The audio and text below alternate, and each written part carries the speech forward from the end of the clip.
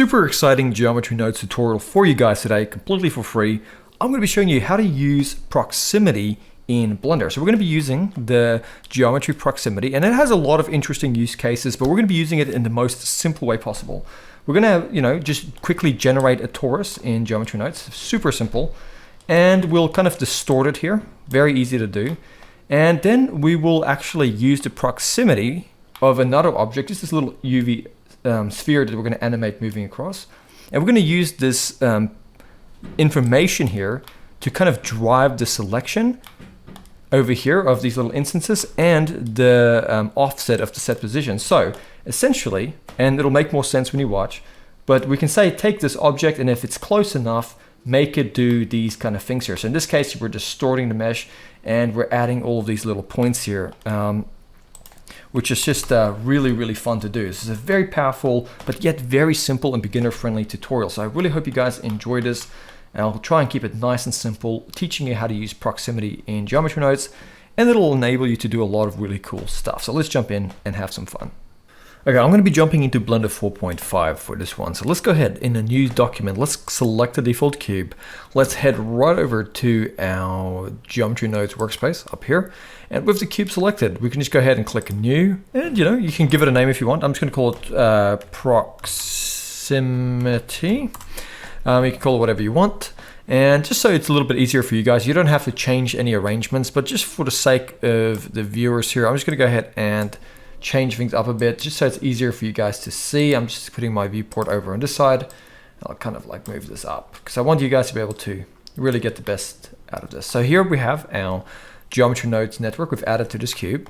And what we're going to do, we want this to be a torus. Now you could add a torus into the scene and then reference it over here with the group input, but I'm going to quickly show you how to make your own torus in geometry nodes. It's super simple. And since you can't just go Shift A, search and type in torus, unfortunately it doesn't exist as a mesh primitive, you can just get a curve circle. So type in curve circle, and then you can just go Shift D to duplicate and duplicate that curve circle.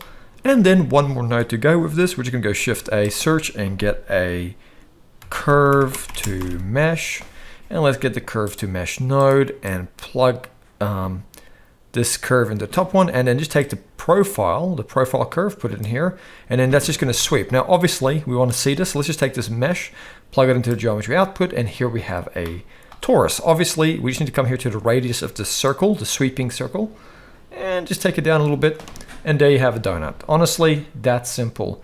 You can hit Z over here in the viewport and just kind of look at the topology, and if you want to, you can up the resolution over here and over here. That's it. So I'm just going to grab these three nodes, Control I or Command I, and now it's turned it into its own group. So all we have to do now is hit the Tab key to go back out, and now we just have this thing here. If you want to, you could press N, just quickly go over to your node over here and just call it torus, and you can save this in your GeoNode settings, and now you have a torus you can always use. So cool. Let's now move on and do something here. So I'm going to just take this back to solid. We want this to react with an object. Now you could actually set up a proximity object and have it reference itself inside of the GeoNode networks. That's a little bit more complicated. So for now, just keep it simple. Over here in our viewport, let's just go Shift A, go to our mesh options, add in a UV sphere, S to scale it down, Shift Control A, apply to scale, and then just go G, Z, move it up, right click and go shade smooth. And what I'll do, is I'll just go over into my main layout, and I'll just come here to the timeline, and on frame 1, I'm just going to go into front view and just go G, X, move this guy over and maybe up a little bit. And then press I to insert a keyframe. So you can see we have a keyframe here in frame 1.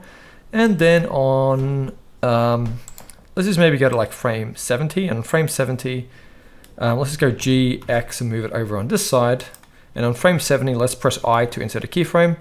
And I'm going to make this 70 frames long. So I'm going to take the end frame value. So we only have an animation of 70 frames. I'll select these two keyframes and hit T and just make the animation linear. You can do this however you want. Essentially just animate an object moving a pass like this. Okay, it can be anything you want. I'm just doing this as an example. I can go back in my GeoNodes workspace. I'm going to select the torus. And now we have this sphere here. So what you can do, you can just go to your scene outliner, and the object I've added in here in my scene is this sphere. So I'm just going to click on the sphere, hold it in and drag it in here. And now we can reference this. So we're going to set it to relative. The reason we want to set it to relative is because it's basing itself not off the global space, but relative to its own sort of position. So what we'll do is we're going to now get one of my favorite nodes. We're going to go Shift A, search over here, and let's type in prox, and just get the geometry proximity. And let's grab this over here, the geometry, that's what we're referencing, so the geometry proximity. I'm just going to set it to points. You can kind of leave it at faces. In this context, it doesn't make much of a difference. That's just what I prefer to work with. And there are instances where that would matter, but for our purposes here, that's not going to matter. And then let's actually do something with this data. So over here with our torus, let's deform it. So we're going to go Shift A, search, and get a set position. So type in set position, place it on this cable. And with the set position, we can kind of mess up our torus, right? So what we can do is we can go Shift A, search, and get a noise texture. Plug the color into the offset here, and now we've messed up our torus over here. I'll just move these nodes over here out of the way for now. So we're kind of messing it up with the set position here. And if you really want to have more control, you can just go Shift A, search, and get a vector math. So type in vector math. Place it on this cable and then just subtract it and make each one of these values 0.5, and that'll kind of just set it back to the middle.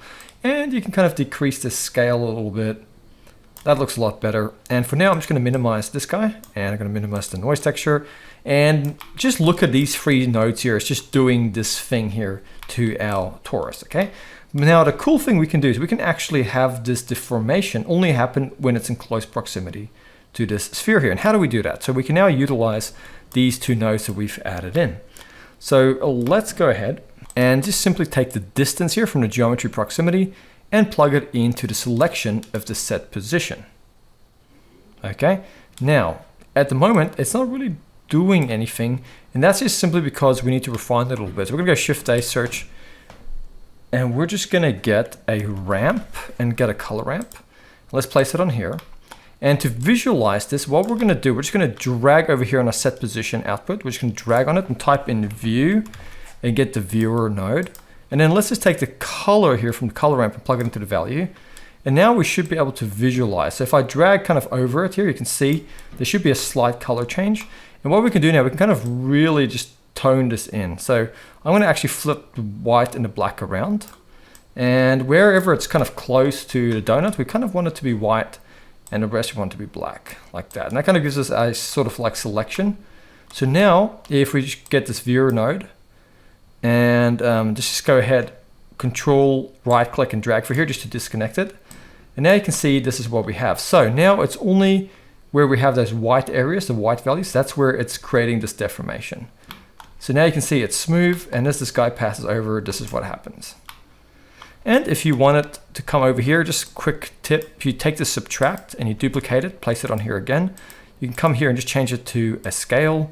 And that kind of gives you a way of controlling this a little bit more. You can always mess around with the scale of the noise itself. All sorts of things you can do, but I'm just going to kind of keep it really simple. Another cool thing you can quickly do is, I'll just quickly get rid of that viewer. It's after the set position, just go Shift A, search, and get a sub, and give it a, there we go, subdivision surface. Place it on here, and there you go. So now we smoothed it out.